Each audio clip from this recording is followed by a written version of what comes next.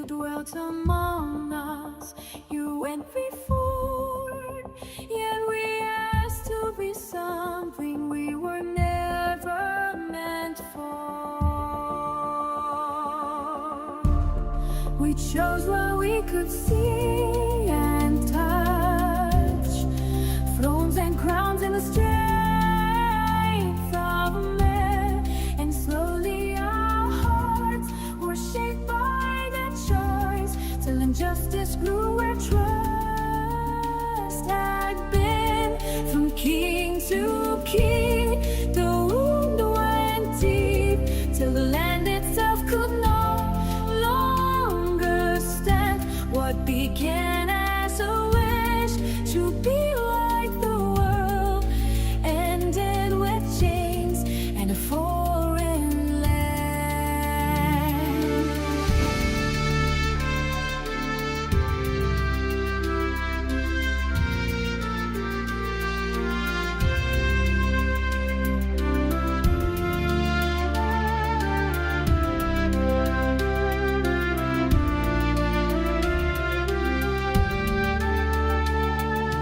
You did not choose us to blend in or measure ourselves by the nation's gain. You chose us to carry your name alive, to show the world what it means to live by faith, to walk in justice, mercy, truth, to trust our King, go unseen, to be a kingdom under your rule, a people holy, set apart and free. We were called to be yours alone, set apart, known by your name, not like the nations, not like the world, but a people who walk in your ways.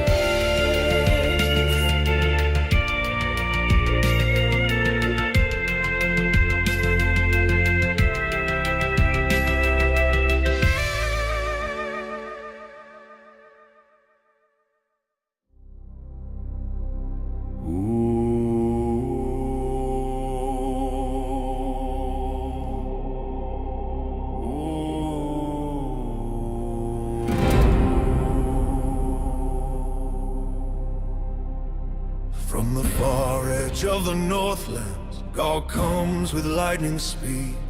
As the Lord of many peoples, blind with pride and drunk with greed. Shields like shadows, spears like thunder, horses black against the dawn. All their banners set for plunder, all their hatred driving on. They say, now we take the mountains, now we strip the peaceful land. Now we fall upon the people, gathered by a greater hand. Like a storm they roll in fury, drive the horde with frightful aim. But they do not know the Holy One, and they do not know His name. They come against the peaceful dwellings, against the land restored from war, against the fields, against the shepherds, brought back home forevermore. They thought the stillness meant no power, they thought the silence meant no king. They did not hear the wrath behind it, nor the storm their feet would bring. Then the jealousy of Yahweh kindled, and the mountains reeled in dread.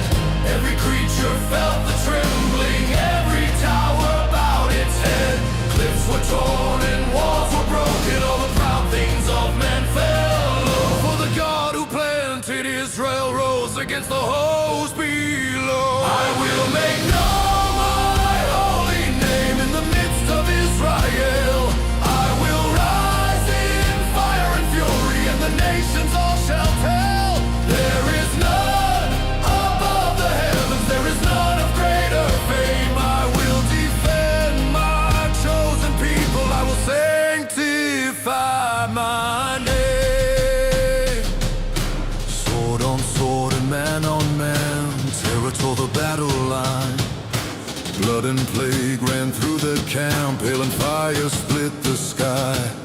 Sulfur burned upon the riders, banners dropped into the flame. On the mountains of my people, judgment fell on those to blame. So the armies of the Northlands fell upon the heights they cursed, and the land they came to ravage, saw the hand of Yahweh striking first. Vows were shattered, pride was swallowed, all their boasting turned to smoke. Not by mortal strength were they broken, but by every word he spoke. Then the nations looked and trembled, then remnants Israel could see. He who gathered is their keeper, he who planted set them free, and his holy name was lifted in the sight of earth and sky. For the God of Israel still reigns with all power from on high. I will make known my holy name in the midst of Israel. I will rise in fire and fury, and the nations all shall tell. There is none above the heavens, there is none of greater fame. I will defend my chosen people, I will sanctify my name.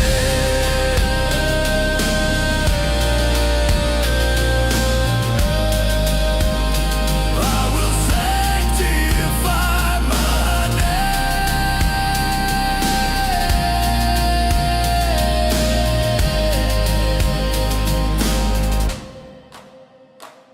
From the north they came with violence, on the hills their strength was slain.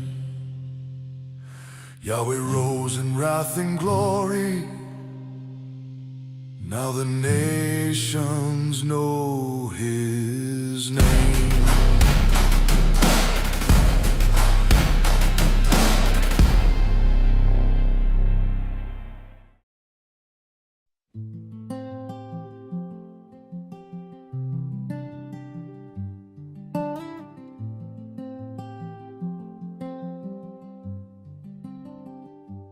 When the thunder has fallen silent, when the smoke has cleared away,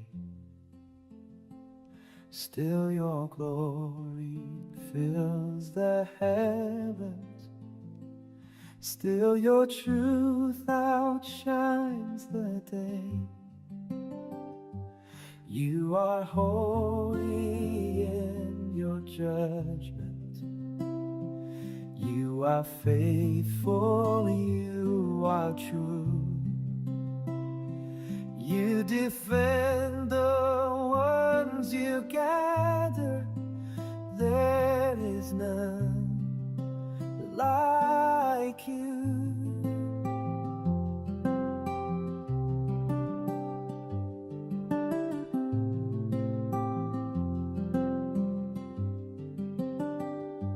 You are mighty in the mountains, you are mercy to the weak. You remember every promise, you are near to those who seek. You restore the lost and broken, you bring life where hope was through. You are shepherd, king and keeper, there is none like you. There is none like you, oh Yahweh, none above you, none beside. Holy, righteous, everlasting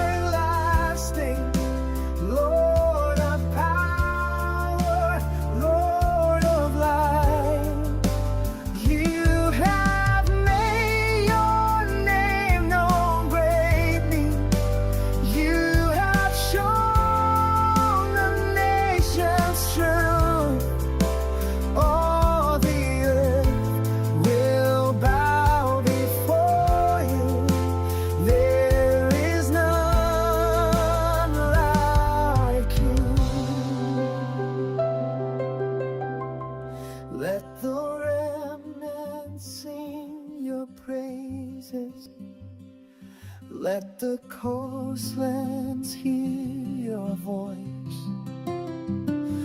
Let the kings of earth be humbled. Let the waiting hearts rejoice. From the valleys to the heavens, let your praise the whole earth move. Well known, our God forever. There is none like you.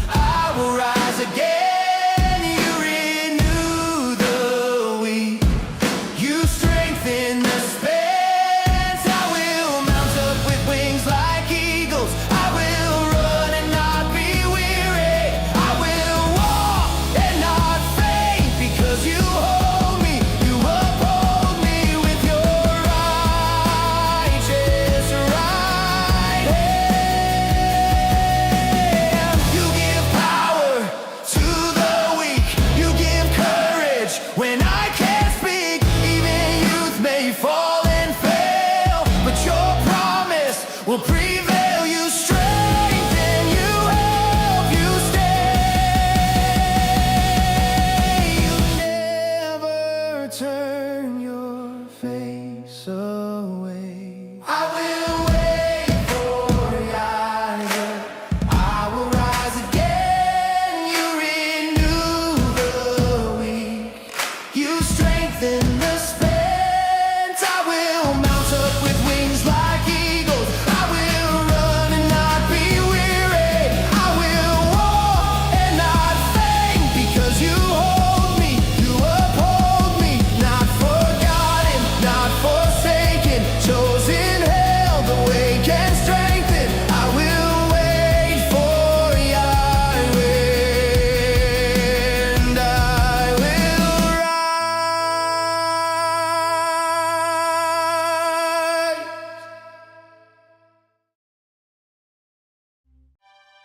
Welcome, I'm Dawn.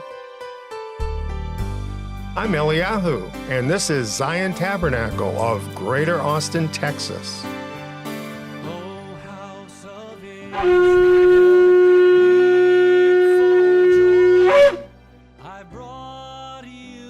Are you among the remnant on the narrow road to life? Do you long for the deeper truth only the remnant grasp? Then Zion is the place for you. Now, here's spiritual food at the right time. Welcome, friends. We're so glad you're with us. And we have a very important message to share with you tonight. I think all of us will be blessed by this message. Before we get into it, though, we just need to explain a few things to you. You might have been expecting tonight to see our ladies' talk program, which normally is in this time slot. And of course, Abigail hosts that. And Abigail is also the host of our radio station. She's our radio station manager, in fact. And she's making some changes at Zion Road Radio. We're bringing on some new programming on the radio station, and she's moving her program, Messiah's Praiseworthy Women of Israel, onto the radio. So from now forward, you can find that program on the schedule at zion.org, TSIYON.org. And you'll be able to continue on with the same wonderful program that Abigail puts out each month, along with special guests, maybe you, we hope so, on the radio. And we're really excited about this because we kind of feel like this will draw more women to come and enjoy this wonderful program on Zion Road Radio. So share about it with your friends too and point them there. I know they will enjoy the program too. Our presentation tonight is entitled Unbelief is a Monster. Remnant believers are now standing on the verge of the great remnant return, foretold by all of the prophets.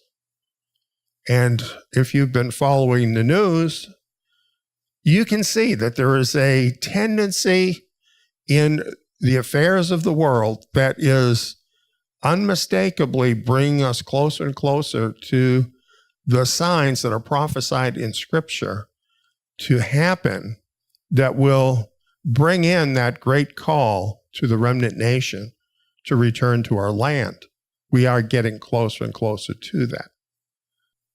This puts us in a very similar place to the second generation of national Israel, standing on the very verge of entering into the land. At that very critical moment, Moses paused to instruct Israel with a message they needed to hear to make that bold step. The remnant today need to hear that same message once again. We call that message Deuteronomy. We will delve into the first chapter now, and at the end, we'll be topping off the message with an inspiring new song that I think you'll enjoy. Now, unbelief is a monster. Let's get into our material now on the book of Deuteronomy. If you knew that you were being stalked by an enemy with the power to destroy your greatest opportunities, an enemy that could turn your blessings into curses and your greatest victory into miserable defeat, an enemy that could rob your life of all purpose, leaving you in complete and utter vanity, would you want that enemy to be revealed so that you could guard yourself against that enemy? If I told you that you have such an enemy right now, would you believe it? Mind you, I'm not speaking about the devil. I'm speaking of a much more powerful enemy than the devil. You do have such an enemy.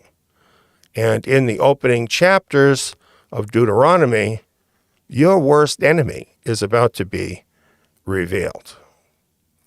I have some help in going into this material now, and I'd like to introduce Brother Mike. He's here with me in the studio. And Mike, welcome. Shabbat Shalom, everybody. Well, let me tell you about a few of the points that we've got going on tonight. The name of this book is actually, the Hebrew name is Devarim, and it means words. And it comes from the first verse of Deuteronomy, where it says, these are the words of Moses. But the word Deuteronomy, now that's different. That's a Greek word, and that essentially means repetition. And that refers to the fact that this particular book, Deuteronomy, is really repeating the main points of the rest of the Torah, but in a much more concise format that is going to, I think, sort of boil things down for you and help you to get the heart of the Torah. This is in the form of a farewell address by Moses to the Israelites before they entered the Promised Land. Mike, can you think of any reasons why we would want to hear that address? Well, Moses was a man who walked with Yahweh, and he had a lot of experience with what he did. That's right. So we could learn a lot from Moses, and I think particularly the last things he had to say to our nation are very important. And I think it's important, too, to realize that they were right on the border of the Promised Land, about to enter in. And in a way, it's kind of like the remnant. We're hoping to enter into the land ourselves very soon in the remnant Exodus. So all these same principles that he's unpacking for us in the book of Deuteronomy, they're important for us too. And he really cared about Israel, and he knew that he wasn't going to be able to lead them into the promised land and be able to lead them afterwards. So he wanted to leave something important that they could follow. Absolutely right. So this has vital information for us right now that will help us to understand more about the covenant that Israel has with Yahweh and where we fit into that, and the things that are really essential for us as we prepare to enter into the land. We start out in today's lesson with a recap of Israel's 40-year journey from Horeb, and we're going to explain more about that. And by the end of our discussion today, your worst enemy will be revealed. So let's now dive right into this. Okay, so we'll read the first verse. And Mike, you want to read that? Sure. These are the words which Moses spoke to all Israel beyond the Jordan in the wilderness, in the Arabah over against the Suf, between Paran, Tophel, Laban, Hazoreth, and the Zahab. Okay, so I have a little map here that basically shows you where they were at this time. And as you can see, this is just slightly above the Dead Sea. And this is opposite Jericho, which is in the land across the Jordan. This is where these words are being spoken. Now, we have more. Let's go on with our next verse. This looks kind of complicated, and it is. And you can see on the bottom of the screen here, we have a link. So I would suggest that you copy that link down, and if you can't get it all right now, we will have this recording up and you can get it, and then you can read all these details. Basically, this is explaining verse 2, which says, "It is 11 days' journey from Horeb by the way of Mount Seir to Kadesh Barnea." So we're showing now in this purple line this 11 days journey between these 2 points. Now this is important because this is where they started out. This is at Horeb or Mount Sinai, and this is where they ended up at Kadesh Barnea, and it's only 11 days journey, and they had wandered 40 years. What do you think of that? When I was reading this whole passage, I was kind of thinking about that. It just reminded me of just Yahweh bringing them through this wilderness, training them each and every step of the way. It's like he had checkpoints along the way for them to give them the lessons that they needed. That's very true. And, well, the truth is it's kind of boring for them because they had really a much better opportunity and they missed it. But we'll get back to that momentarily. Now, this is actually the same verse. It is 11 days' journey from Horeb. Kadesh Barnea is pictured here. It's actually the modern day term or name is Petra. And you've probably heard of Petra. Petra means rock because this is the place where Moses brought water out of the rock. Now, a lot of times people think the rock had to be some little rock that he hit. How is that going to provide enough water for millions of people and all their cattle?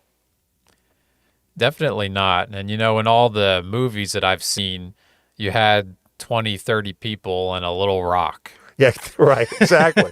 Well, it's believed by many of the people that live in that area and others who have researched this that this gorge called the Sig is actually where Moses struck the rock and it split. And an incredible amount of water gushed forth out of this. I've actually been there, and there are no pictures that actually give you the sense of what it's like to go through that gorge. It's just amazing. It goes up so high, and you've got this steep wall on both sides of you. And I went through there on horseback, and it was just such an amazing thing. And then you come out the end, as you see in this picture here, and directly across from you is this amazing temple that was cut out of the rock. This is not built. This is not something that was built. It was literally chiseled out of the rock and into the rock. You can go inside of this, and there's these big rooms in there.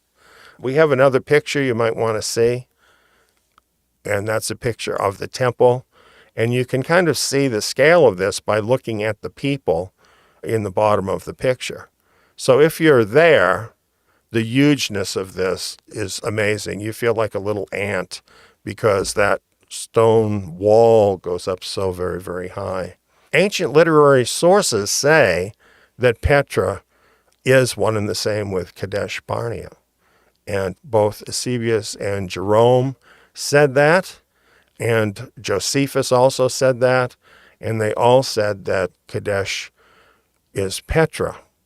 And really, they had more information at that time than what we have now. So there are other guesses as to what Kadesh Barnea is and where it's located.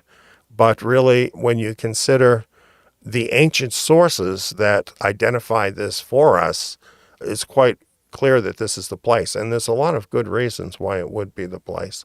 Look at the scale of this place. And then we have this.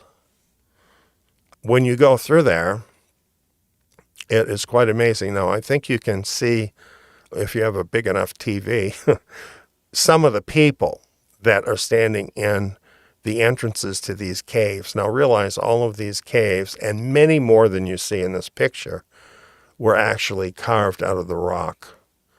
And there's enough room in all of these caves for at least many thousands of people to live in those caves. It's huge. So this is a place that provided all kinds of space, a wonderful spot, really, for Israel there in Kadesh Barnea. And this is where they were at the time they were given the opportunity to go into the promised land. So it's really quite amazing, quite an amazing place. And you think we'll ever get to go there? I hope so. I believe we all who are of the remnant will get to go there. And I think it's going to be pretty awesome. Okay, so let's get into now our next verse. And Mike, would you read that for us? Sure. In the 40th year, in the 11th month, on the first day of the month, Moses spoke to the children of Israel according to all that Yahweh had given him in commandment to them, after he had struck Sihon, the king of the Amorites, who lived in Heshbon, and Og, the king of Bashan, who lived in Ashtaroth at Edrei. Og was a giant, and so also was this other creature, Sihon, the king of the Amorites, and they were what in earlier times were called Nephilim. And they were just nasty, mean creatures, and they dominated that whole area. And Israel had come in there. Now realize this is on the east side of the Jordan, so it's not even in what was called the Promised Land yet. And Israel defeated them completely, just totally routed them and took possession of all that territory along the east side of the Jordan River in what is the modern-day state of Jordan. So quite amazing. You know, these seem like really nasty creatures, and it's just something that had to be dealt with right away. There wasn't any waiting. Right, and Yahweh wanted to wipe these guys out because they were freaks.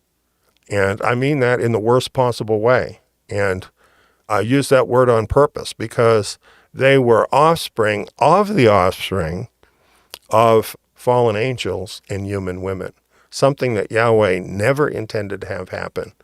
And really just a terrible, terrible thing to have here in the earth. So this was part of Israel's duty to wipe them out and wipe out the very wicked civilization that they fostered. Realize that in the time we're talking about here where Moses is giving this speech, this has been done already, and they have already conquered all of that territory. And this is in the 40th year, in the 11th month, on the first day of the month. So this is essentially 1 month short of the 40 years that they wandered in the wilderness. This is beyond the Jordan in the land of Moab. Moses began to declare this Torah, saying, Yahweh our Elohim spoke to us in Horeb, saying, You have lived long enough at this mountain.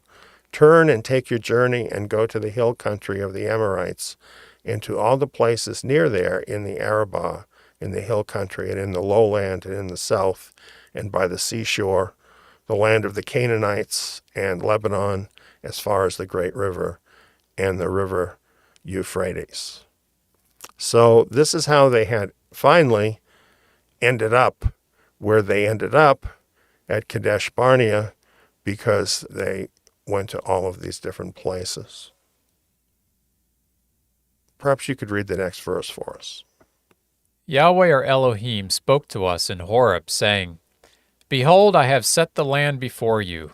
Go in and possess the land which Yahweh swore to your fathers, to Abraham, to Isaac, and to Jacob, to give to them and to their seed after them, about 2 years after leaving Egypt. Now, isn't that amazing when you really think about what had happened? Because we're saying 2 years from the time we had the first Passover, the next day they left Egypt, until now it's 40 years less 1 month later, and Moses is talking to them.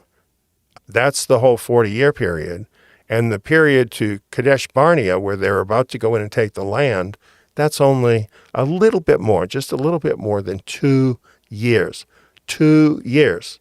In 2 years, they were set completely free from Egypt, brought out of Egypt, brought through the Red Sea, went to Mount Sinai, and met Yahweh there, entered into the covenant. The Mishkan and all of the sacrificial system was set up and started. They were all organized in their tribes and in their army. And then now they're ready to go fight in 2 years. I think that's astounding. You know, I think that's really encouraging to us today, because just seeing that and how hopeless things may have looked to them at the time. And then, you know, we could think how things are looking to us right now. And then once Yahweh starts moving, then things can really pick up fast. That's really what happened for them, because like one day they're slaves like they have been for hundreds of years, right? Nothing has changed. All of a sudden Moses shows up and everything starts to change. And in a very short time, all of this happens. And all for a purpose. What they were told through it all, that Yahweh was taking them to the land he had promised their forefathers, and he was going to give them that land. So all of this was with that purpose of going in to take that land, to possess that land. And now, after just 2 years, Yahweh is commanding them to go in and take it.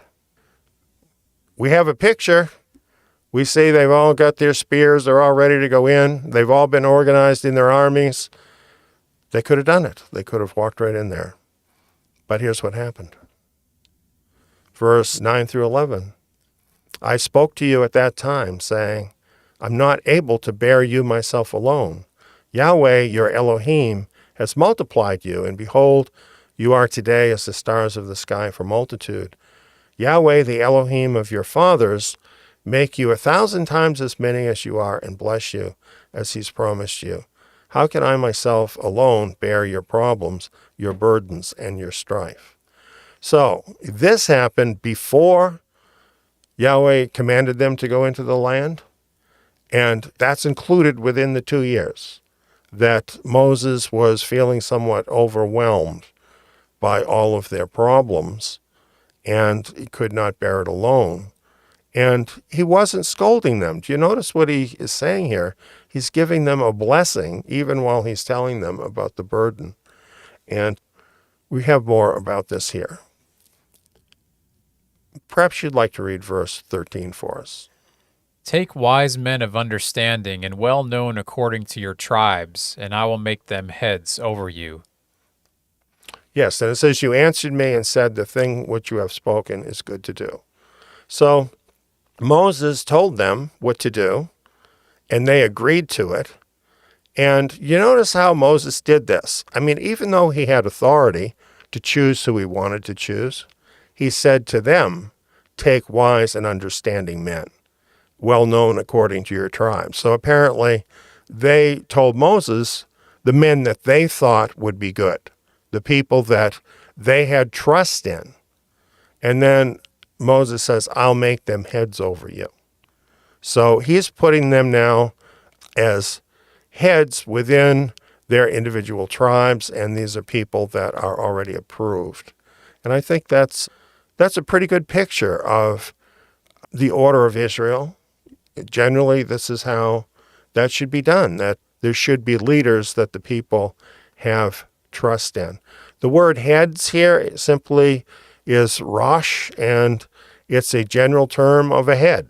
So it refers to a tribal head, in this case, like a chief, a tribal chief. I was doing a little reading in the New Testament scriptures, and in 1 Timothy, it talks about setting up overseers over the assembly.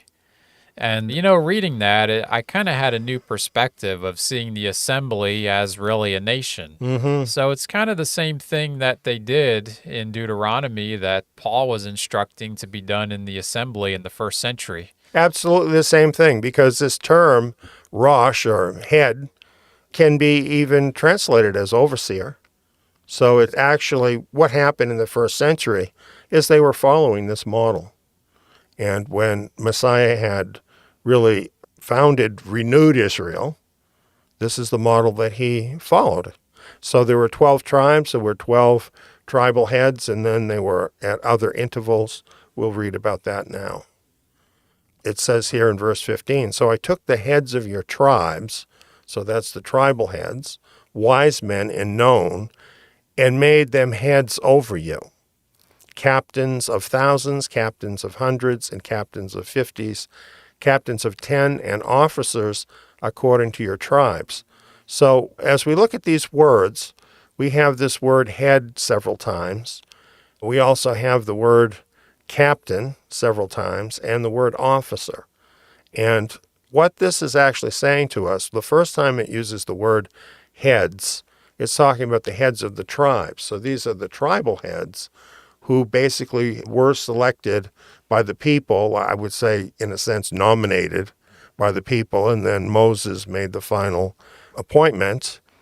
And then he says he's going to take those heads and make them heads over you. So he's taking those heads of the tribes, and now he's making them part of the national government. So they're national heads.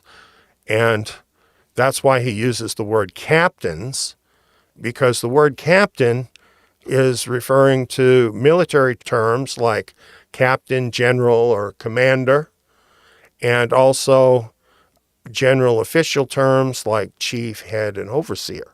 So these are all part of, you could call it the national framework, the national government from the tribes.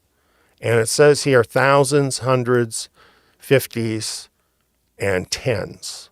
So it's incremented down, so there are wise men at all of these levels, thousands, hundreds, 50s, and 10s.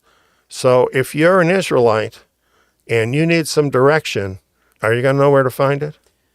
Absolutely. So this is Yahweh's plan, is to have heads. And the way this is done is with such wisdom, because the people who are the heads are people you already know. They're people that you have confidence in, people that care about you and you care about them.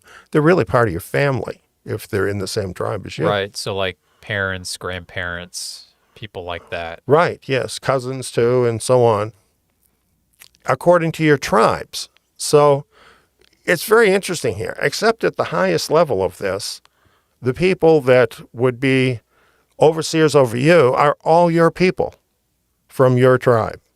And I think that's pretty awesome. But at the higher level here, where you have these officers, all of these officers, the 12 officers that are essentially over the 12 tribes, they also work together. They form a council along with other top elders under Moses in order to coordinate all of the national issues. So you have a balance here. You have people that, the everyday people, what are they interested in? They're interested in their own lives, the people around them, their own tribe, their own clan, their own family. But are they going to be safe if that's all they think about? What do they need? They need higher leadership. They really do. They need to have leaders that are concerned about the nation as a whole and fulfilling Yahweh's national purpose. I think it's amazing how Yahweh really had all this covered. So you have the personal level covered, and we all need personal help sometimes. Mm-hmm. And then as you move up, you have the national level covered. Mm-hmm. So really all the bases are covered here for propelling the nation forward, a healthy nation, really. Really, a very healthy nation and a family, really structured as a big family, the family, in fact, of Jacob, right? It's the best government that has ever existed. Absolutely the best government that has ever existed. There's more. Moses goes on saying, I commanded your judges at that time, saying, hear cases between your brothers and judge righteously between a man and his brother and the foreigner who is living with him. You judge between brothers. Who are brothers? Family. Right, your family, which would mean fellow Israelites. Right. And so this is how it's done. And normally, in most cases, it's probably going to be someone from your own tribe, because this is where people are going to be spending most of their effort. So you need someone who's going to judge righteously. What does it mean to judge righteously? Well, righteous judgment, not showing partiality, judging the way Yahweh would judge a matter, not taking bribes. Right. Yeah, because here's the thing. Righteously essentially means right, and right means Yahweh's way, and Yahweh's way of judging is written into the Torah. There are very specific instructions about how to judge. Now, these judges do have authority.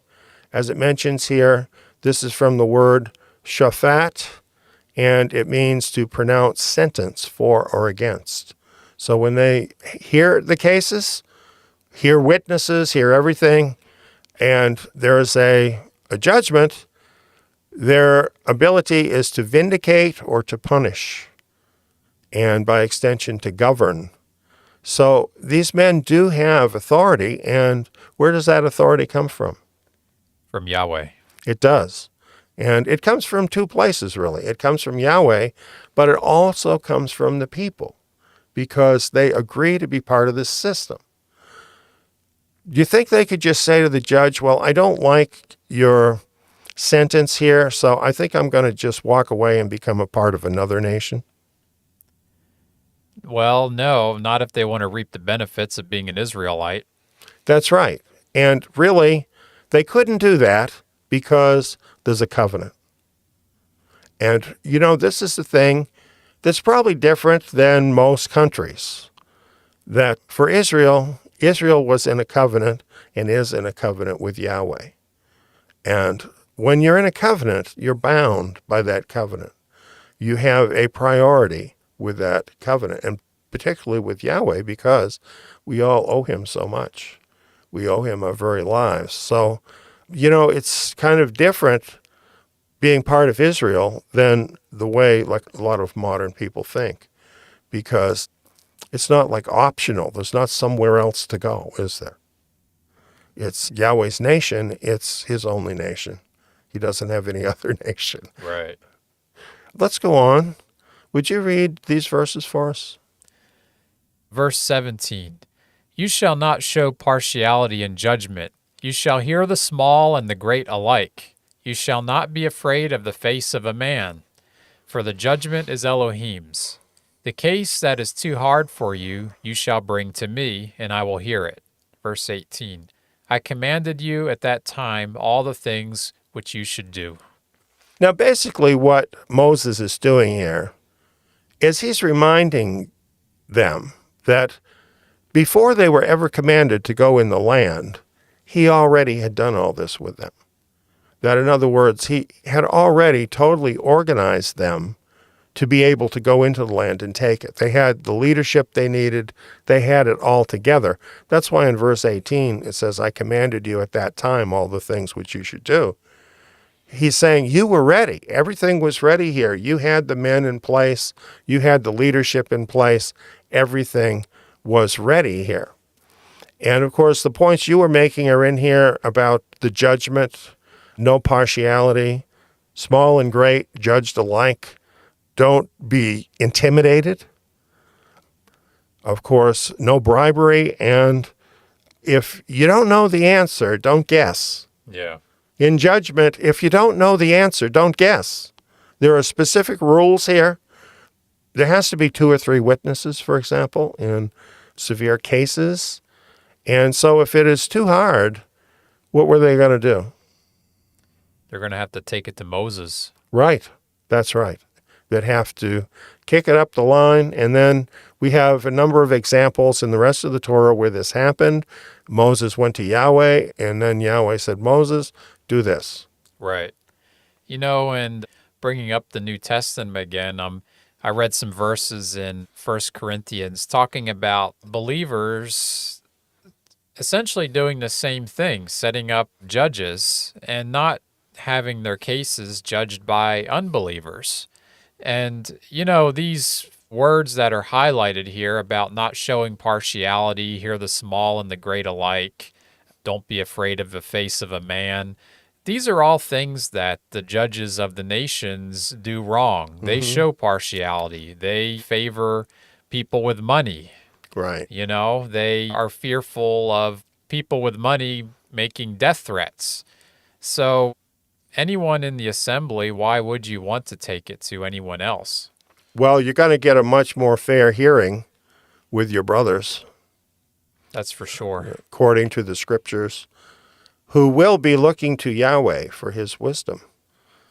Nevertheless, I think this could seem scary to some people, you know, because we are talking about rebuilding Yahweh's nation, the remnant nation under Yeshua Messiah. And all of these same principles must be applied for Yahweh's nation to be rebuilt. And the scriptures promise leaders like this, righteous leaders who will love the flock and care for the flock, but who do have authority. And that is very scary to people. Why do you think that could be scary to some people? Well, I think there's been a lot of spiritual abuse in the past. If you're Yahweh's man and you do something wrong, there is repercussions. You know, it's Yahweh's true authority is not like a blank check. I mean, think about Moses. Moses made a mistake and he couldn't enter into the promised land. Right. So there is quite a lot of accountability there for someone who is appointed by Yahweh. You know, what you're saying is so true, because the world would look at someone like Moses as not having any accountability. They'd say, well, who is he accountable to? Because there's nobody telling him what to do. Well, there is somebody telling him what to do. Yahweh's telling him what to do. Yahweh is able to enforce that, as you're saying. And that's how it is with Israel. Yahweh is very personally involved with the leaders of Israel. And as we read through the scriptures, we find this. And we find him reprimanding certain people. We find him commending certain leaders. And always there with wisdom, because he cares about his nation. He loves his nation. The whole reason why he wanted to put righteous leaders into all of these places in Israel is so that his people would have some place to go, right? Right, right. When they had problems, could get those problems solved, could deal with things. And he has given, Ephesians chapter 4, he's given gifts in men. Right. In other words, the men themselves are the gifts to his people. And we can count on that as he raises up his nation, he's going to bring men who are gifted with abilities and with the temperament and with the moral fortitude to be righteous judges. And in a world like we have today, with the corrupt leadership in the world, how much do we really need to have a nation of people that truly is walking in righteousness with righteous leadership at every level? You know, it really gives an answer to the evil in the world. I think it really does, and I think it also provides a place. It's just like Yahweh to provide a place in the midst of this dark world where people can run to know him and to really have some shelter from the storm, because the storm is here. I think that really expresses his love. It does. It totally expresses his love. That's what it's all about. It's what it's all about. Well, it goes on. It says, we traveled from Horeb and went through all that great and terrible wilderness which you saw, by the way to the hill country of the Amorites, as Yahweh our Elohim commanded us, and we came to Kadesh Barnea. So that's all that 11 days journey that we looked at on the map earlier, all the way from Horeb to Kadesh Barnea. And here is a view from Petra, Kadesh Barnea, into the land of Israel. As you can see, it's wide open before you up in that area of Petra. You can look out over the Jordan River and just see this panorama of the land of Israel before your face. You want to read 20 and 21, please? I said to you, you have come to the hill country of the Amorites, which Yahweh our Elohim gives to us. Behold, Yahweh your Elohim has set the land before you. Go up, take possession, as Yahweh the Elohim of your fathers has spoken to you. Don't be afraid, neither be dismayed. Why shouldn't they be afraid?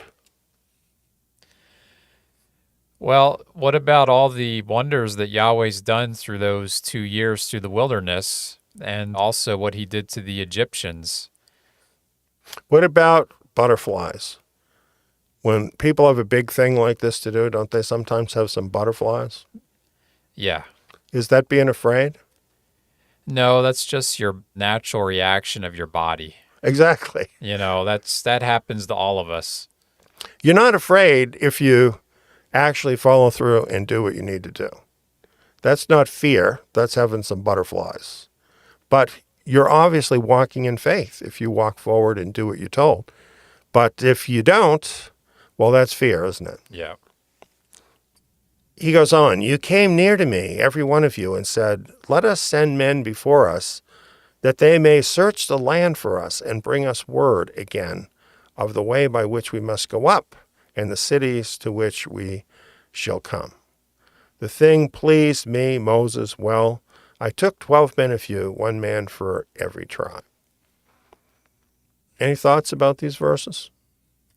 So it was the people who brought the 12 heads up to Moses. Is that correct? Yeah, well, men, they wanted someone to go up. Right. And I think this is very interesting because Moses was pleased with this, and I can understand that because it seems like they had the intent of going into the land. Myself, I have mixed feelings about this. Yeah. Because I think already it's indicating that they had been commanded to go up and take it. Right. And there's a hesitancy here, right? Yeah. But I think this is being given as a concession that, well, they need to plan and so on. You know, sometimes, granted, this depends on the situation, but sometimes it's better to just go ahead and do it. That way, you don't have a chance to think about it and get scared. You know what I'm saying? I do. I think this happens to believers, doesn't it? Yeah. You know, we are commanded to do something, or we're impressed by the Holy Spirit to do it, but we hesitate. What happens when we hesitate? Fear creeps in. Fear, all kinds of stuff, really. All kinds of stuff comes into our head. And not only that, but Satan's very active. Right. He'll send things along to stop us. So I think, the scripture talks about hear and obey. And these folks would have done a lot better if that's what they did. And they haven't had the best track record. Right. So maybe this was giving them an opportunity gave them an opportunity to be fearful and lack faith. I think so. And realize this was the whole purpose why they were released from Egypt, right? That's what they were thinking all along. This is what they were going to do, is go in and take this land. Now it's in front of them. Everything's been prepared for them to be able to do it. They've been organized to do it. They're told to go in. But no, we've got to see it first. We've got to understand this. We've got to understand this. Did they really have to understand this in order to win the battles? That wasn't in the instruction. Particularly in Western countries, we're like this. Yeah. We've been trained to be like this, really. That we have to understand everything before we will go ahead. And that might be okay, like with other people and stuff. With Yahweh, that's not okay, because he knows all kinds of stuff you don't know. And I feel like when you start taking that step forward, if there are things you need to know, Yahweh will reveal them to you. And, we're going to read further on when they do take the promised land that Yahweh did have some specific instructions for them. Right. And no doubt if this generation went to take the promised land, Yahweh would have had specific instructions for them as they were moving towards it. Right, exactly. I think there's a very big lesson in this, in what they did, and this hesitating in order to understand better is really not a great idea when you have a command from Yahweh. There are times when you don't know what to do, and that's a different thing. You have to stop. You have to pray. That's not what I'm talking about. It says, they turned and went up into the hill country and came to the valley of Escol and spied it out. They took some of the fruit of the land in their hands and brought it down to us, and brought us word again and said, it is a good land which Yahweh our Elohim gives to us. So was Yahweh lying to him when he told him it was a good land? No. No. No. It's a good land. Yeah. And they found out it was a good land. They saw that it was a good land. So I think that's so important. When Yahweh tells you something, friend, just believe him. Just believe him. He's not going to lie to you. He doesn't lie. He's not a man that he should lie. Yet you wouldn't go up. You wouldn't go up, but rebelled against the commandment of Yahweh your Elohim.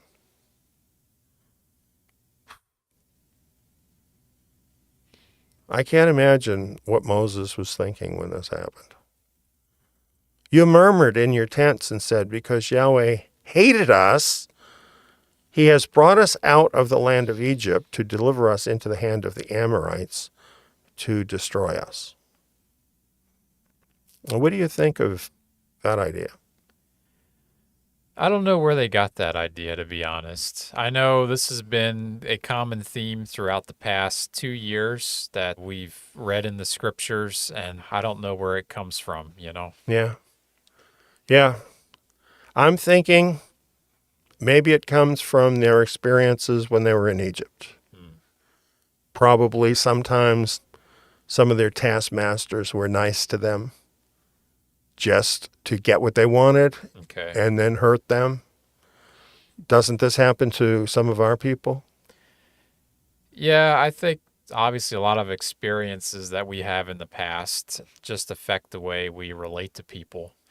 So I could understand that. And I think too, with being brought up in religion, you can, even as you're moving along, you just see Yahweh the wrong way, Yeah, like yeah. he's out to get you or something.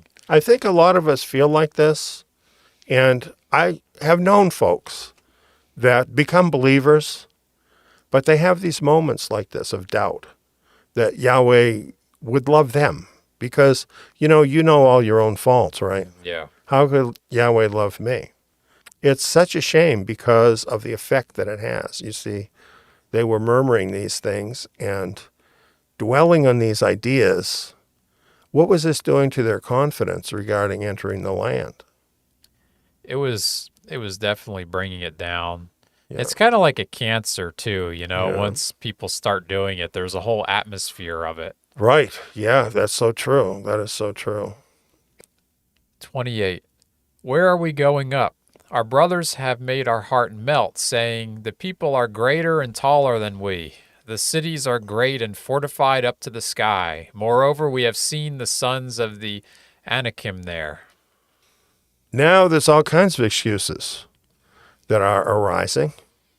The people are greater and taller than we.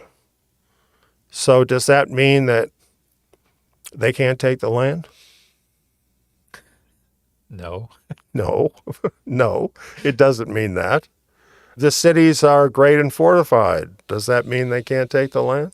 No. No. What about the sons of Anakim? That's kind of scary. The giants are in there. They dealt with them before, didn't they? They did. As a matter of fact, Yahweh said that he would send bees Yeah. against the giants. Even giants don't like bees. Yeah. Yeah. Yahweh has his ways, Right. and he could handle it. So Moses goes on, then I said to you, don't dread, neither be afraid of them. Yahweh your Elohim, who goes before you, he will fight for you according to all that he did for you in Egypt before your eyes, and in the wilderness, where you have seen how that Yahweh your Elohim bore you, as a man does bear his son, in all the way that you went until you came to this place. So was Moses buying into all of their discouragement? No, he was trying as hard as he could to encourage these people and try to remind them and build up their faith. Right. That's right. And of course, what he's telling them is because of Yahweh, you don't need to be afraid. Right. And look at all that Yahweh's already done for them. Was that true? Absolutely. So really, what they were saying, would you call it a slander against Yahweh? I'd have to say so, yeah. I would too. Yeah, it's slandering his name because they're going against everything he stands for and what he said, what Right. he promised. Absolutely right. So Moses is trying to help them. And it goes on here. He says, yet in this thing you didn't believe Yahweh, your Elohim, who went before you on the way to seek out a place for you to pitch your tents in fire by night, to show you by what way you should go, and in the cloud by day. So Moses here is explaining to them what has happened for these past 2 years. Yahweh has actually been leading them by a cloud. Right. How many people have that happen? I don't know anybody. No other people. No other people but this people. And he tenderly cared for them Yeah. all along the way for 2 years straight. So this is the problem. They didn't believe Yahweh. Yeah. They didn't believe him. If you're Yahweh, how do you feel? Sad. Yeah. It describes the way Yahweh's taking care of them like a son, Yes. and there's a verse in Hosea 11:1, when Israel was a child, then I loved him and called my son out of Egypt.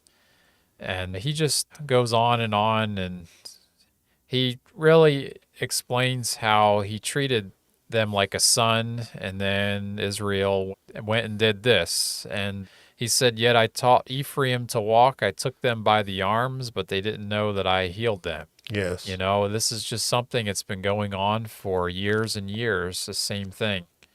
This is our fathers who did this, and we really need to take this to heart, that we don't do this. It goes on, it says this, Yahweh heard the voice of your words and was angry and swore, saying, surely not one of these men of this evil generation shall see the good land which I swore to give to your fathers. So is this the angry God of the Old Testament? What do you mean? Sounds like a trick question, doesn't it? The answer is yes. But this is not just the angry God of the Old Testament. This is the angry God of the Old Testament and the New Testament. Right. In other words, this is righteous anger. Right. Because really these people deserve for Yahweh to be angry. And in his anger, he told them, you're not going to get this land now. With what you've done, you're not getting this land now. Yeah. Does that seem fair? Yes. Because they really had no excuse. They didn't. You know, like I said earlier, I don't really know what to say about it. I mean, we were talking about how maybe it was the way they were treated in Egypt, but obviously what happened was it took a whole generation of living in the wilderness under Yahweh for 40 years. You know, it's hard to change, really. Right. And it takes time. And I guess these Israelites, they went through this crash course, if you will, and they couldn't make the cut. It was too much for them. I don't know what else to say, really. You know what's supposed to happen when we meet Yahweh? You know. Change. Change. Listen, when you meet Yahweh, you need to change. Yeah. Because he's not the people that abused you in the past. And he doesn't want to be angry at you. And if you make mistakes, he's not even angry about that. Yeah. He just wants to help you. Yeah. This went way beyond making a mistake. Because this is the whole reason why they had come there. Yeah. Over those 2 years. And they refused to do the will of God. Don't think that Yahweh is going to smile on you if you refuse to do his will. There's absolutely nothing you will find in the scriptures anywhere that will support that position. Right. Yet many, many people think that. They think that even if they don't do God's will and just do their own will, that he is going to smile on them. And this is ridiculous. Yeah. We see this over and over in the scriptures. I'm going to have more to prove this too as we go along. But we need to understand this, that we were saved not just because we're so great and we deserve to live forever. Mm-hmm. We were saved for a purpose, just as these people were saved as a purpose. And that is, our purpose is to do his personal will for us. Right. Or his corporate will for his nation. Right. Right? And these other things are perks, really. Right. Benefits. Right. And it's what he wants to do with us. Yeah. You know, he wants to bless us. Right, right. Right? But we are the ones that prevent that when we refuse to do his will. These people who refuse to enter the land, whose fault is it that he now says, well, you're not going to enter the land? It's their fault. It's their fault. And everything that goes with that is going to happen to them because they made that choice. It's a bad choice. When you decide that you are not going to do his will, you're going to do something else. I'm telling you now, bad things will happen in your life, and it's not his fault, it's your fault. Don't let that happen. Yeah. So here he says, I swore this generation, not one of these men of this evil generation shall see the good land. But then he says this, except Caleb, the son of Jephunneh. He shall see it. I'll give the land that he has trodden on to him and to his children. Why? Because he has wholly followed Yahweh. So what do we see? What is the difference about Caleb and the rest of that generation? Caleb trusted Yahweh, he believed Yahweh, and did Yahweh's will. That's it. That's simply it. It's very simple, isn't it? Yeah, it really is. Yeah. And Is it any different for us today? Nope. It really is not. It really is not. And I think the whole Christian world has really ruined a lot of believers. Yeah. Because a lot of Christians, they think everything is all about being saved. But as we go through the scriptures, being saved is just the first thing that happens. Right. That's that inward change, Right. But really, we need to walk it out. We do, because Yahweh has a purpose. And obviously, Caleb understood that. Yeah. And so he stood against all the rest of that nation that was saying, no, we're not going to do it. And he was saying, no, you should do it because Yahweh told us to do it and we'll have success. But they wouldn't listen to him. But who was listening to him? Caleb. Okay. And I'm saying who was listening to Caleb? And that was Yahweh was listening. Yeah, Yahweh. See, Yeah. he's listening. This is my point. He's listening. Yeah. And friend, he's listening to you.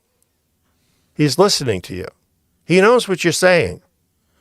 When you're saying things that are expressing your belief in him and your determination to do his will, he hears that.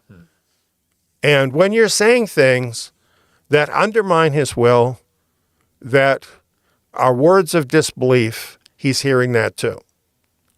So I'm just saying, think about what you're saying before you say it is a really good idea. 37. Also Yahweh was angry with me for your sake, saying, You also shall not go in there. Joshua the son of Nun, who stands before you, shall go in there. Encourage him, for he shall cause Israel to inherit it. Well, I think these are interesting verses because we have the story of how all of this happened in the book of Numbers. Moses did sin. Right. But here it sounds like Moses is blaming them. So is that a contradiction? I'd have to say Moses was a man of faith. He trusted Yahweh. I mean, there's no question about that. And these people really pushed him to the limit, and he made a mistake. And it was a really bad mistake. Right. But he made a mistake. Exactly. So do you think, though, that they could have been a part of that? Absolutely, yeah. Yeah. So I think that's what he's really saying. Yeah, because if they listened to Yahweh and took the promised land, then Moses would have been in the promised land. Exactly. They wore him out. I mean, that's yeah. because he's a man, I mean, that's the best way I could put it. Right. Sometimes you just can't take it anymore. Right. Righteous leaders, even somebody like Moses, can be burned out on all of the nonsense Yeah. that people can bring them. And this is what happened with Moses. But I think it's really interesting. He continued to lead the people faithfully following Yahweh for the rest of that 40-year period. Yeah. It tells you what kind of man that he was able to take that correction from Yahweh and lose something precious and still continue to serve Yahweh without rebelling. And he wasn't in it for just going to the promised land. Right. He was in it because he really cared about Yahweh. That's right. And I remember reading in Numbers where he said to Yahweh, teach me your ways. He wanted to know Yahweh. He wanted to know his ways. He had a heart connection with Yahweh, a real relationship. So what would happen now was Joshua, the son of Nun, the man who had been a servant to Moses, was going to be the one who would lead them eventually into the land. And Moses was given the task of encouraging Joshua so that he could then lead the people. So Joshua had Moses as his teacher, teaching him leadership for 38 years. What do you think of that? That's really amazing. It really is. I think as we read the book of Joshua and we read how Joshua behaved and the success he had, all of that good training from Moses certainly shows up. Yeah, he was really an extension of Moses. He was, yeah. And I think this too is a picture for us, a lesson for the remnant nation. This is how the remnant nation is supposed to work. Those who have experience with Yahweh, years of experience, should take other righteous men under their wing and simply bring them along, right? And show them what biblical leadership is, share their gifts with them so that that leadership can be extended outward. This is what needs to happen. Yeah. We True want discipleship. It truly is. Yes, yes, in a wonderful way for Yahweh's people. He goes on here. Moreover, your little ones, whom you said should be captured or killed, and your children, who today have no knowledge of good or evil, they shall go in there, and I will give it to you, and they shall possess it. But as for you, turn and take your journey into the wilderness by the way of the Red Sea. So all of this, when he's saying you did this and you did that, and you didn't go into the land and you rebelled, he's actually speaking to the children of the people that had rebelled. Right. Right? Yeah. And they weren't actually physically the ones who had done all those things. I thought that was interesting, because we have to repent for the sins of our fathers. Right. And, it's kind of interesting because that seems to be how Yahweh really treats us, Right. We have to understand being part of Yahweh's nation is not about us. Right. It's about Yahweh and Yahweh's will. And we all who are part of this nation are personally responsible for what this nation does. Mm-hmm. We have corporate responsibility. Right. And it goes through time, both directions. Yeah. And so what you're saying about repenting on behalf of our fathers, this is very important that we do that so that we don't carry forward the wrong things that they did. Right. To actually change the nation, there must be repentance. Mm-hmm. This must happen. So this was the situation. So now when we're standing there in Kadesh Barnea, 40 years later, after they came out of Egypt, it's really that second generation that's there. That's really what we're looking at now, that in this particular discussion, this is who Moses is talking to. 41. Then you answered and said to me, we have sinned against Yahweh. We will go up and fight according to all that Yahweh, our Elohim, has commanded us.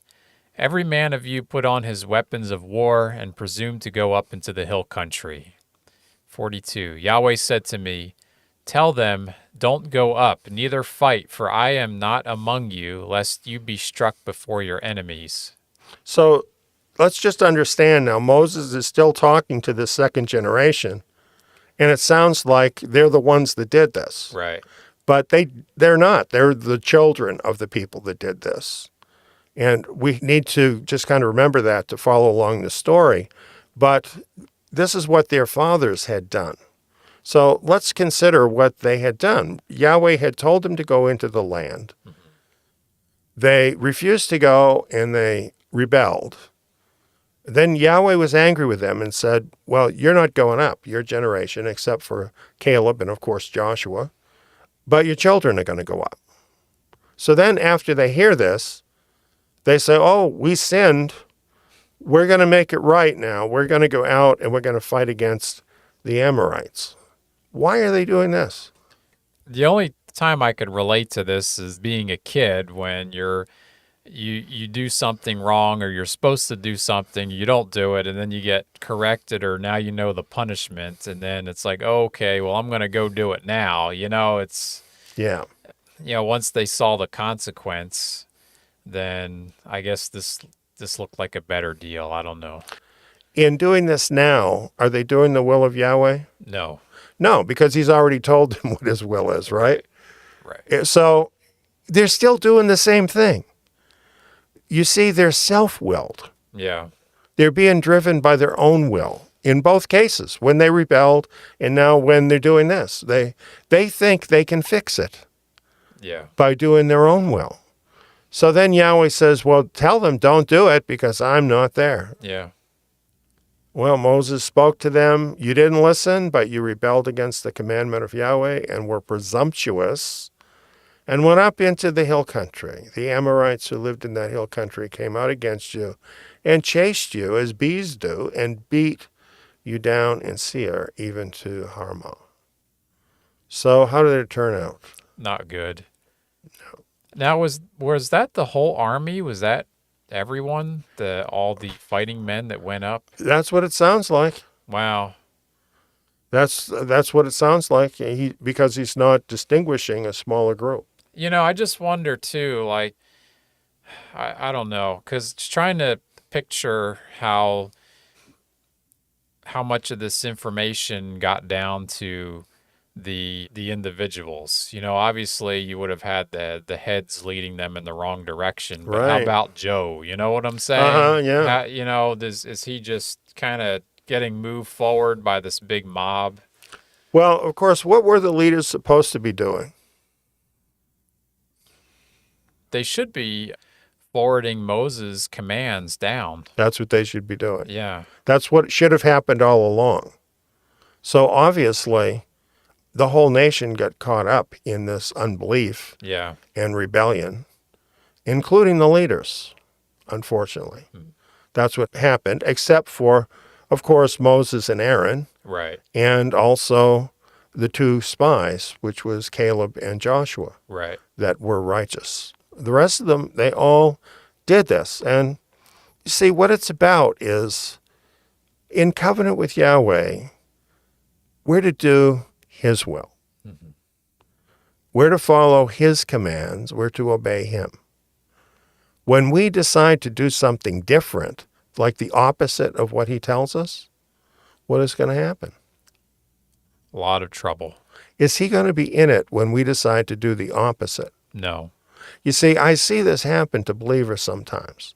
They have something they want to do that's opposite to what Yahweh wants them to do. So in their head, they tell themselves, well, if I just do this, then Yahweh is going to be with me and it'll make everything okay.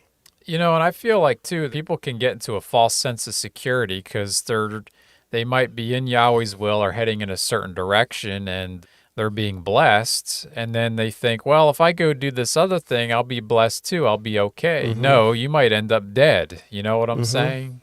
And I think people need to have a godly fear of that. They do. I think they do. Yeah.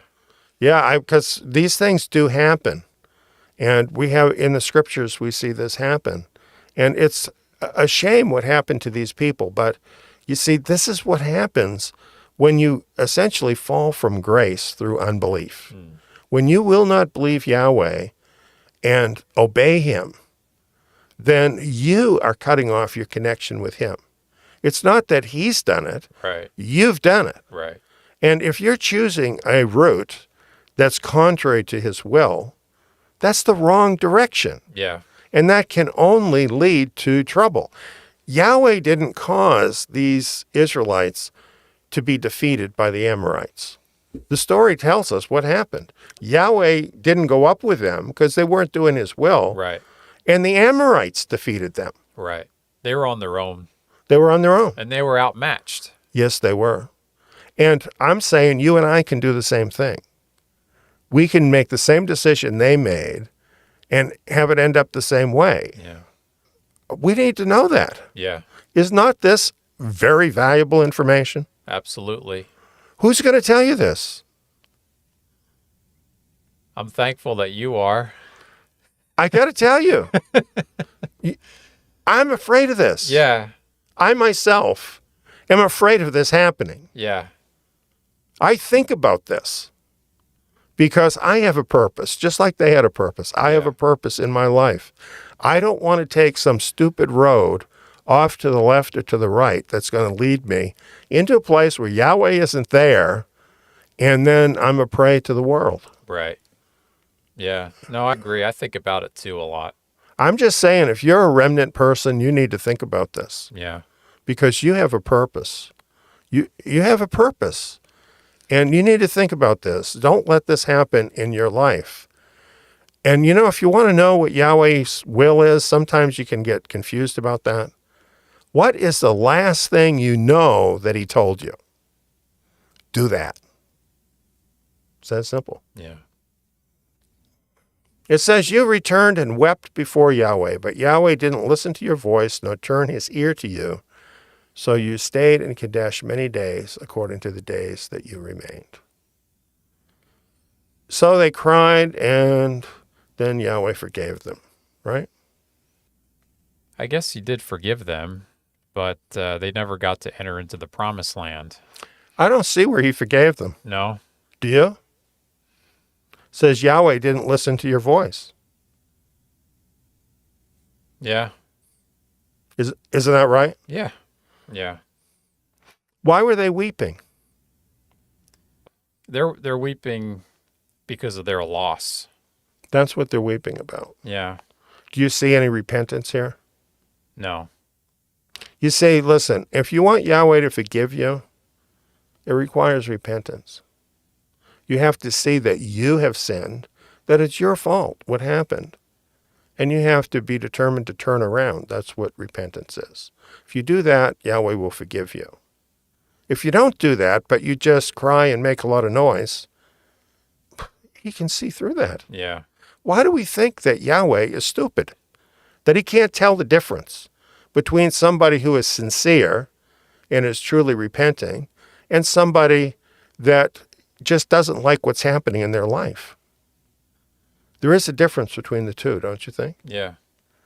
So I think we need to know that. You know, Yahweh is a person, friends. He is a person. You can't snow him. You can't, try and fool him. He's not like that.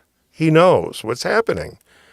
Truly, if you do the wrong thing and you truly repent and you seek his help, he wants to help you. He will forgive you. And he would have done that back then, although in this particular case, he had already made his judgment. He wasn't going to change that. But he did show them a lot of grace despite this fact, don't you think? Yeah. Because he didn't just kill them all. Yeah. And not only that, but he took care of them for the rest of their lives. So they stayed in Kadesh many days, according to the days that you remained. They were there in Kadesh for a long time, in Petra a long time. And as we've seen in those pictures, that's really a place where a large number of people could live for a long time. I think about these people, and it's a heartbreaker, isn't it? Yeah. What they could have done in just 2 years. Yeah. They could have gone in and taken the land. They could have had homes to live in. They could have had wonderful lives. Yeah.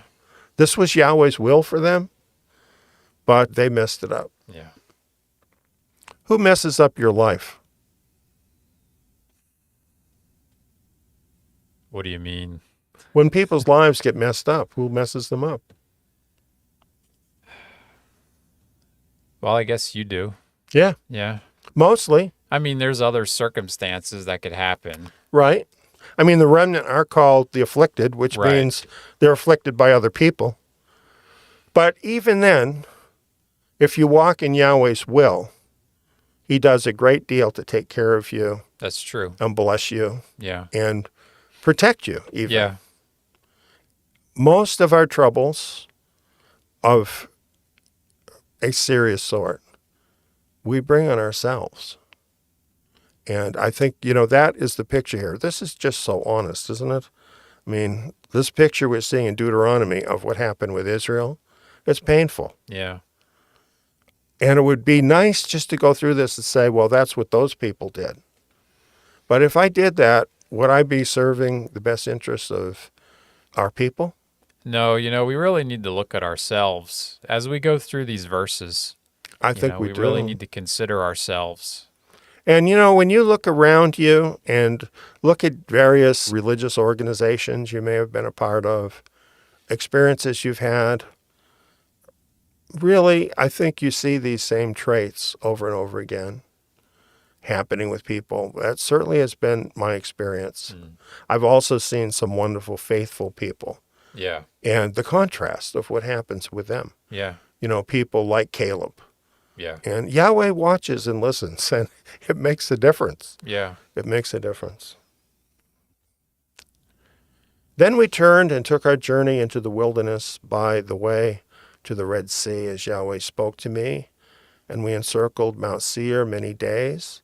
Yahweh spoke to me, saying, You have encircled this mountain long enough. Turn northward, command the people, saying, You are to pass through the border of your brothers, the children of Esau, who dwell in Seir, and they will be afraid of you. Therefore, be careful. So we're in chapter 2 now, and Moses is explaining now what this second generation was doing. Yeah. And Yahweh told them to just bypass the Edomites because they were related to the Israelites, Esau or Edom being Jacob's brother. So another people that they were related to, and they were not to fight against them. Yahweh keeps track of all of this. Don't contend with them, for I will not give you any of their land. No, not so much as for the sole of your foot to tread on, because I have given Mount Seir to Esau for a possession. You shall purchase food from them for money, that you may eat. You shall also buy water from them for money, that you may drink. For Yahweh your Elohim has blessed you in all the work of your hand. He has known your walking through this wilderness. These 40 years, Yahweh your Elohim has been with you. You have lacked nothing. So this is what had happened through this 40 years. And of course, this second generation had seen all of this. They had grown up under all of this. And so they were obeying Yahweh. Right. Very, very different situation. So we passed by from our brothers, the children of Esau, who dwell in Seir, from the way of the Arabah, from Elath, and from Ezion-Geber. We turned and passed by the way of the wilderness of Moab. Yahweh said to me, Don't bother Moab, neither contend with them in battle, for I will not give you any of his land for a possession, because I've given Ar to the children of Lot for a possession.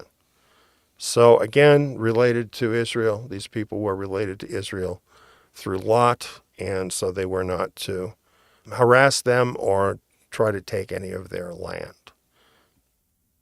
Would you read these verses? The Emim lived therein before, a people great and many, and tall as the Anakim.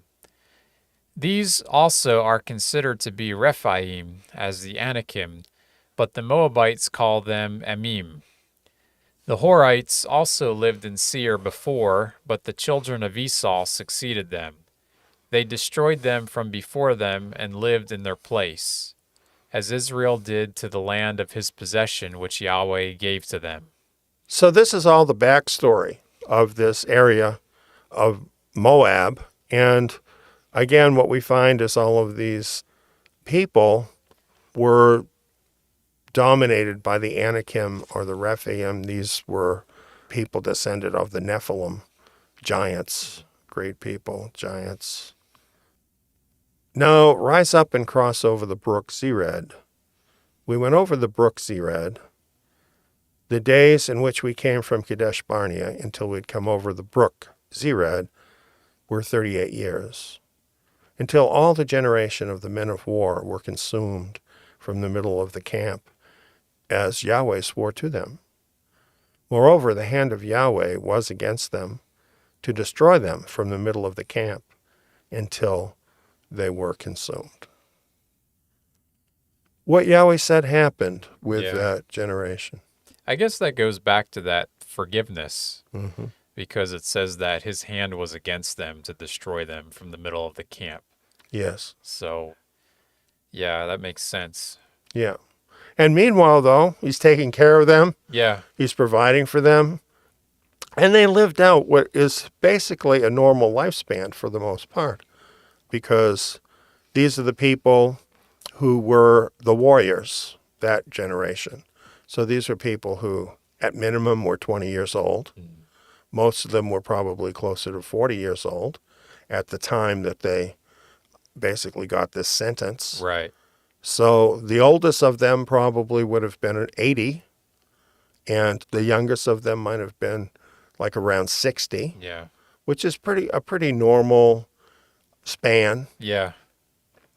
So that's what happened to them. And in that way, their life was not so terrible. But I think when you compare that life to the life they would have had they entered into the promised land and done Yahweh's will, the contrast is huge, isn't it? Right. Now, I'd imagine that until the men of war were consumed from the middle of the camp, that would include their wives as well. Yes, that whole generation. Yeah. So it was a whole generation of younger people that they were relatively young entering into the promised land. Yes. You know, I guess too, there wasn't a lot of good wisdom in their elders for the things that they did. So Yahweh had to really raise them up from scratch, if you will. Yeah.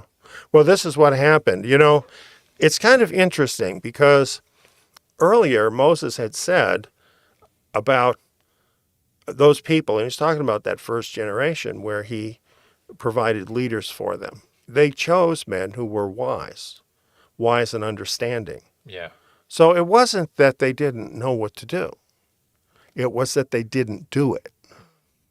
See, this is the thing that we tend to think in the West, in Western countries. We tend to think everything is about knowledge, that if you know it, you're going to do it. But we don't. People don't. Yeah. A lot of times we know what is the right thing. When I say we, I don't, I mean our generation of people. We might know what the right thing is. We might have all kinds of knowledge. As a matter of fact, we have knowledge at our fingertips all the time, right? Yeah. So just having the knowledge is not enough. It's actually doing it. It's learning that lesson. And I think this is what happened with that second generation, is they had the same knowledge, they had the same Torah, but what they saw is their fathers dying in the wilderness for 40 years. And I think when they got to the border of the promised land, they decided, probably long before they got there, that wasn't going to happen to them. That they were going to do Yahweh's will. They could see what happens when you choose to do something else. Yeah. You know, we have all of Scripture to tell us that too. You know, I don't remember what verse it is, but it tells us that these things are written down for our example, that we don't do the things that they did. Exactly. This is exactly true. Well, I have a few more things that I'm wanting to go into, but Mike, I really enjoyed our discussion, and I enjoyed the things that you had to bring into it. But I have a few things I'd like to share with everyone. As a matter of fact, the verses that Mike was just mentioning are from Hebrews chapter 3. And these verses in Hebrews chapter 3 deal directly with what we've been talking about tonight, what happened with the Israelites. So I'm going to take a few minutes to read that because it sums up for us the lesson we need to really get from this. Hebrews 3, beginning in verse 7. Therefore, even as the Holy Spirit says, today, if you will hear his voice, don't harden your hearts as in the rebellion, like as in the day of the trial in the wilderness, where your fathers tested me by trying me and saw my works for 40 years. Therefore, I was displeased with that generation and said, they always err in their heart, but they didn't know my ways.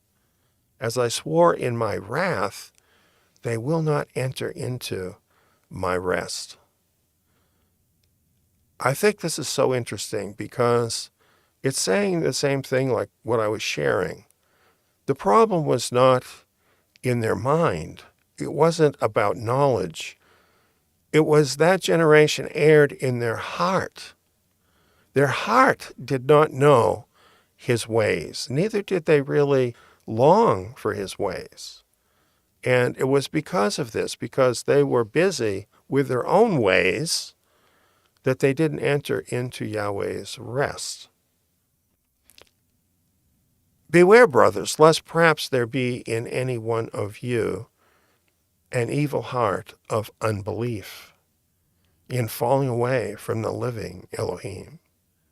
But exhort one another day by day, so long as it is called today, lest any one of you be hardened by the deceitfulness of sin. For we've become partakers of Messiah if we hold fast the beginning of our confidence firm to the end. This is not really a verse that is liked by people who believe in once saved, always saved. They don't like this very much. But these verses mean a lot to me. We're warned against developing an evil heart of unbelief. Unbelief is, in fact, your worst enemy. As we saw with that first generation of Israel, unbelief robbed them of the promised land. It robbed them of a wonderful, purposeful future to die in futility, wandering around in the wilderness. Unbelief is a monster that can totally destroy your life and your future. And that's why these verses are warning us from a heart of unbelief. And basically what it's saying is don't let that happen to you. You see, if you just live your life, but you don't really guard your heart, you don't really guard your faith, there are so many things that are working against you and against your faith, against your belief. You can fall into this sin of unbelief. And as it says here, it's very deceitful. This sin is very deceitful. We can think that we have faith, but then when we meet the test, it isn't there. And it says here, we have become partakers of Messiah if we hold fast the beginning of our confidence, in other words, our faith in him, firm to the end. This is not a sprint. This is really more of a marathon that we're in. We have to have our eye on the goal, and we have to make it all the way. We need to do the will of Yahweh all the way. Now, you may fall down along the path. You may make some mistakes. Yahweh is there for you, but you must continue to believe, and you must continue to keep that faith in him and move forward with him firm to the end. And you notice we're talking about Messiah here. You see, this is not just like, oh, that's the Old Testament. Messiah is involved. We have his help. But even so, we have this admonition. For who, when they heard, rebelled? No, didn't all those who came out of Egypt by Moses? And yes, it was virtually all of them rebelled. With whom was he displeased 40 years? Wasn't it with those who sinned, whose bodies fell in the wilderness? To whom did he swear that they wouldn't enter into his rest, but to those who were disobedient? We see that they were not able to enter in because of unbelief. You see, unbelief is what leads to disobedience. If you believe in Yahweh, and because of that faith you seek to do his works of faith, then you're not going to enter into disobedience. The unbelief comes first, and then the disobedience follows. That's why the big thing here to avoid is unbelief. That's what this is telling us. Let us fear, therefore, lest perhaps any one of you should seem to have come short of a promise of entering into his rest. Does it tell us to fear? You know, I think this very verse is very opposite to what I've heard from many people. Don't fear. No, do fear. Do fear your own heart, friends. Do fear that this could happen to you, because the more you actually have that healthy respect in your heart to realize that you have a part to play. It's not just Messiah, although he's done the heavy lifting. It's also for you to believe, and that belief needs to actually be manifested through your actions to rest from your own works. It goes on, for indeed we have had good news preached to us, even as they also did, but the word they heard didn't profit them because it wasn't mixed with faith by those who heard. So they had good news. Certainly it was good news that they were being freed from slavery, that they were having a covenant with Yahweh, that they were going to have the land given to them, all kinds of good news. But they didn't have the faith, even though they heard the good news, and they were a part of his people. So this kept them from entering in. There remains, therefore, a Sabbath rest for the people of Elohim. For he who has entered into his rest has himself also rested from his works, as Elohim did from his. Let us therefore give diligence to enter into that rest, lest anyone fall after the same example of disobedience. Remember what I was saying about the fact that those people were self-willed. You see, that's what they were set on, is doing their own will, figuring it out and doing what they thought they should do. And that's what it's telling us we need to rest from. We need to rest from our own works of doing our own will and just enter into that Sabbath rest of Yahweh where we're doing his will that he puts before us. And if we have that mental attitude and we actually give diligence to do that. Now, what does that mean? Well, that means that we're monitoring ourselves. We're looking to see if we're doing our own will or we're doing his will. And believe me, you know the difference.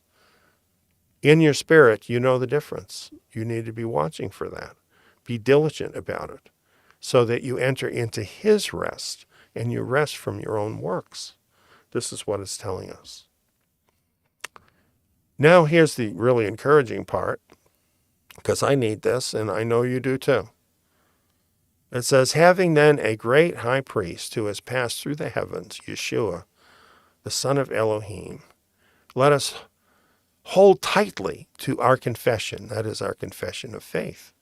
For we don't have a high priest who can't be touched with the feeling of our infirmities, but one who has been in all points tempted like we are, yet without sin. Let us therefore draw near with boldness to the throne of grace, that we may receive mercy and may find grace for help in time of need. So this is saying something so different than how people normally think about grace. It's a very comforting message. You know, if you're anything like me, you're very aware of your own faults and shortcomings. And we all have them. For some people, that becomes a real obstacle for their faith. And they fall into a pattern of thinking, well, I just can't do this. And that's unbelief, friend. Because Yahweh has made the provision for you to be able to do it through Yeshua Messiah. That's what this is telling us. And Yeshua is very sympathetic to you because he was a man on the earth. He experienced what it's like to be a human being. And he did that without sin. But, you know, the Yeshua you read about in the Gospels, he's wanting to help every person who has a righteous heart, every person that wants to draw near. And it tells us here, draw near with boldness to the throne of grace. We do have that sacrifice of Yeshua, and we can receive mercy when we fail. And it's not just so we can keep failing, but it's so that eventually we can overcome and have the victory. And it says, and may find grace for help in time of need. You see, grace isn't about just forgiving you for everything. Grace is for help for you to be able to overcome the obstacles in your life. That's what the grace is for.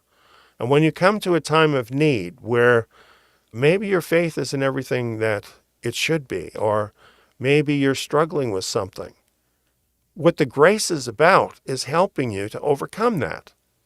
And it may take you some time, it may happen quickly, but that's what the grace is about, is helping you to be an overcomer. And that's the purpose of the grace. But the grace is there for you through Yeshua Messiah. So you need never feel, well, I can't do that, because with his help, you can do that, and he will help you to overcome. And in a way, this is analogous to the promised land, isn't it? That's where you want to get to, that place where you have overcome. And eventually, not only will you enter the land if you're one of his remnant in the remnant Exodus, but more importantly, when he comes, you will be there with him. One of those who are ruling and reigning, because you kept your confidence firm to the end. So in the beginning, I raised this question about an enemy that is even more powerful than Satan, who could totally derail your life. That enemy, friend, is unbelief. Do what I do. Talk to Yahweh frequently and ask him for more faith. I do that very frequently, always seeking for more faith, because I see this, friends. I see what's unfolding before us, and I'm telling you, your faith is going to be tested. Your faith will be tested. Every person on this earth is going to be tested. And we need to develop more faith, and we need to do what that generation of Israel didn't do. We need to follow through all the way with Yahweh, all the way doing his will. After considering that first chapter of Deuteronomy, I'm sure you'll agree with me that unbelief is a monster.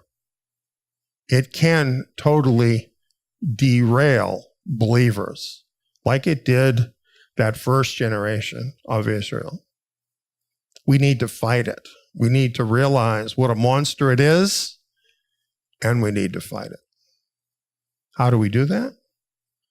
My newsletter today has a number of very key steps we can all take to defeat that monster.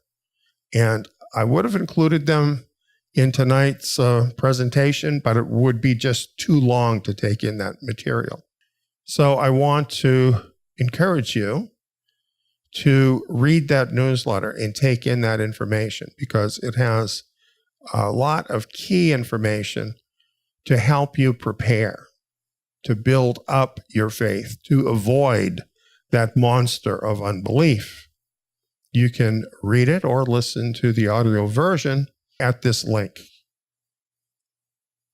Eliyahu ben David, all one word, lowercase, .substack.com. That's where the newsletters are.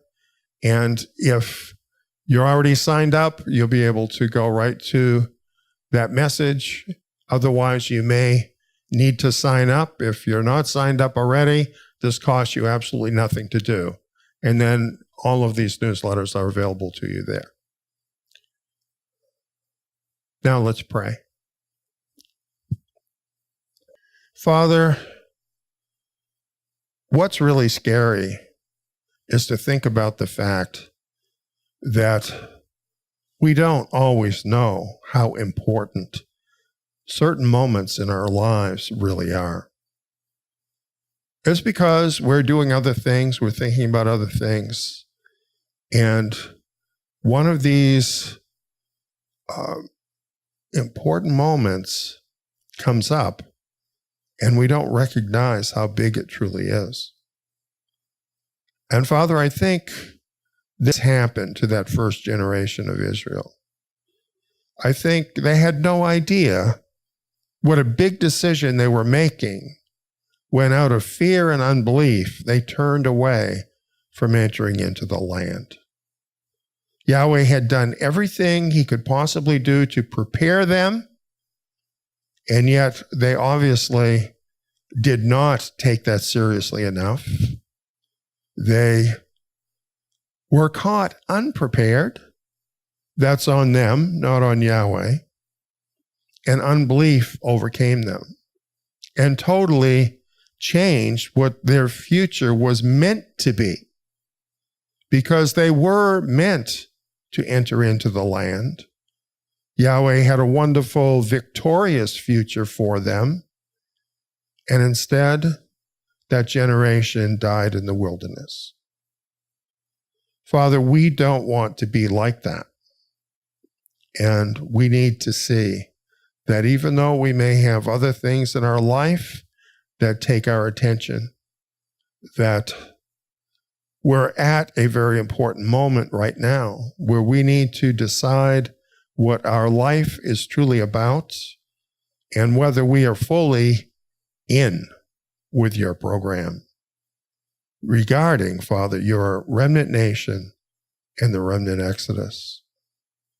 I want to pray for everyone who is hearing this message and really all of your remnant to come awake fully to that reality and to see that we are facing up very soon to the biggest challenge that will ever come into our life up to that moment.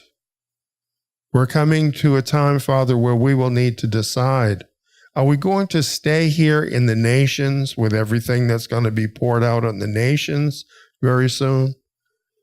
Or are we going to trust you and enter into our land and enter into the place of safety you have for us and enter into our purpose, Father, of being a people for your name, that your great name may be known in the midst of your remnant people in the land. That's what's before us. So, Father, I pray that you will help us to see how important this is to come to grips with that monster of unbelief and to vanquish that and to move on as overcomers. Father, I just pray for your people. I know you have a scattered people, and that's the problem. And we need to be drawn together, Father, into your nation where we can fully prepare for what's ahead. Help us to be bold. Those people who should be leaders, have them step up. Help them, Father, to take that step and not hold back. And I pray right now that I will get phone calls and messages from those brothers that, okay, I'm ready, let's do it. Because the time, Father, is short. Thank you, Father, for caring about us so much that you continually put out the things we need to hear in order to prepare us for what's ahead. Father, we glorify you. We glorify your great name, Yahweh, and we want to see your name magnified throughout the earth in the midst of your people. We know this is your will because it is stated in all of the prophecies, and now is the time. We give you glory in Yeshua's name. Amen. Now, stick with us for this wonderful new song.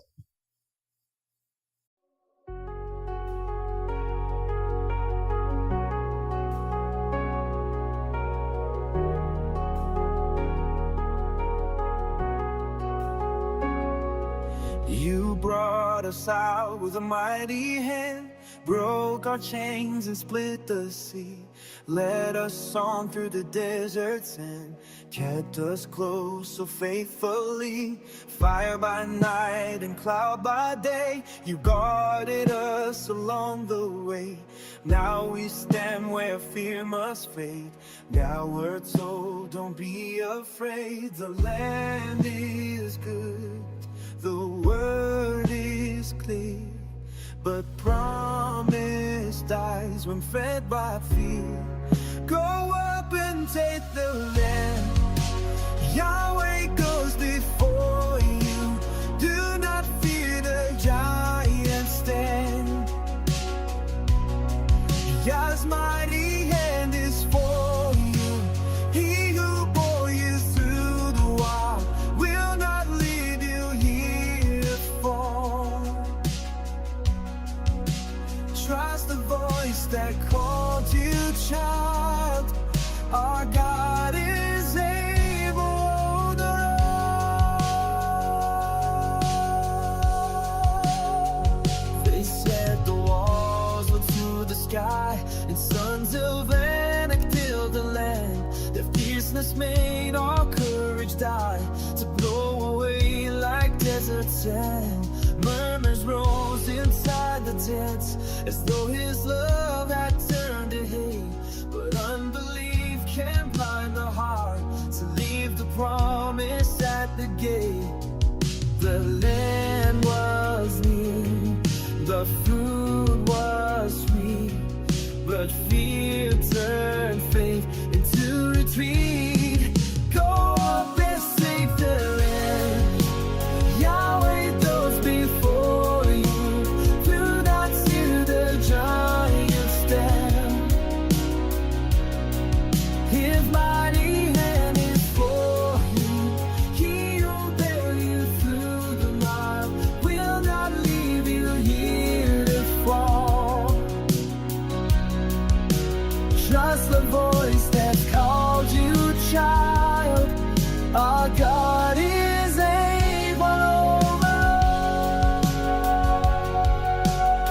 all. We face our giants even now, the threats are loud, the road is steep, but Yahweh who kept his people then is Yahweh whose love will never sleep. Not by bread and not by dread, not by all our eyes can see, but by the God who goes before and fights for those who still believe. Don't let men take the land.